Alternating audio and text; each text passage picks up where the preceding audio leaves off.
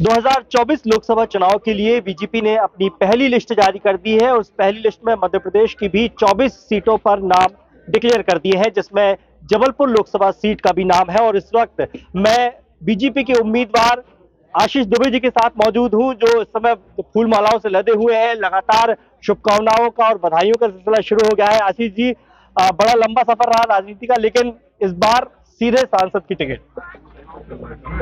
देखिए, हम भारतीय जनता पार्टी के कार्यकर्ता हैं और भारतीय जनता पार्टी में कार्यकर्ता को कभी भी कहीं कोई अवसर अगर मिलता है तो वो पार्टी का नेतृत्व तय करता है। इसलिए हम लोग पार्टी में कार्यकर्ता के रूप में काम करते हैं और जब पार्टी को जहां लगता है, जहां उपयोगिता है, तो वहां पर पार्टी कार्यकर्ताओं का हम लोगों का उपयोग करती है। इस बार जिस तरीके से चल रही थी लगातार चर्चाएं, क्योंकि राकेश सिंह जी 20 साल से यहाँ पर सांसद थे और एक नए चेहरे की उम्मीद भी जताई जा रही थी, तो क्या दावेदारी आपने की थी या फिर उम्मीद से परे?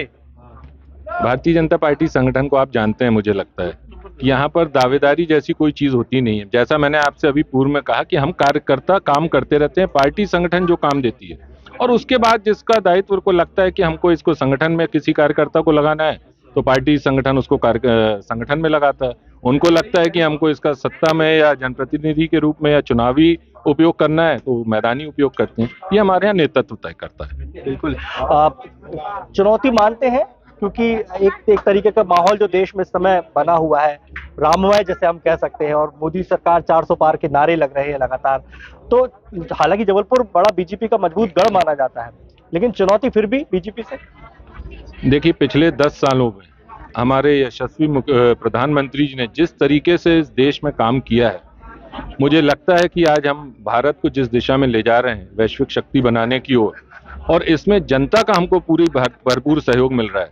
इसलिए हमारी जनता जनार्दन, जिसने भारतीय जनता पार्टी पर लगातार पिछले 2 चुनावों में आपने देखा, 14 में, 19 में हमको बहुमत दिया और हर बार बढ़ के दिया है, तो निश्चित रूप से इस बार भी बहुमत 19 से बढ़ के आएगा। एक सवाल, क्योंकि पार्टी से अंतर्गत ही है, बहुत सारे लोग एक तरीके की नाराजगी भी जाहिर करेंगे। आपको जानकारी भी दे दूं कि अजय विष्णु जी ने एक ट्वीट किया है और उन्होंने कहा कि आपने पार्टी विरोधी काम किया था विधानसभा चुनाव में, लेकिन अब हमें मिलकर आगे चुनाव लड़ना। तो एक प्रकार से उनकी बधाइयां भी हैं, लेकिन एक तंज भी कसा है। तो ये भी एक चुनौती रहेगी पार्टी के अंदर। ये मुझे आपसे जानकारी लग रही, मैंने तो अभी ऐसा कोई उनका ट्वीट देखा नहीं। वो हमारे वरिष्ठ नेता हैं, मुझे इसके बारे में अभी कोई जानकारी नहीं। अब की बार 400 पार निश्चित रूप से। तो ये थे हमारे साथ बीजेपी के उम्मीदवार आशीष दुबे जी, जो इस समय खुशी का माहौल है उनके निवास पे, वो गृह ग्राम में मौजूद है अपने। और निश्चित तौर पर जबलपुर जिस तरीके से बीजेपी का गढ़ माना जाता है, 2024 के लिए भी वो पूरी तरह से तैयार है। दुर्गेश कुमार, विस्तार न्यूज।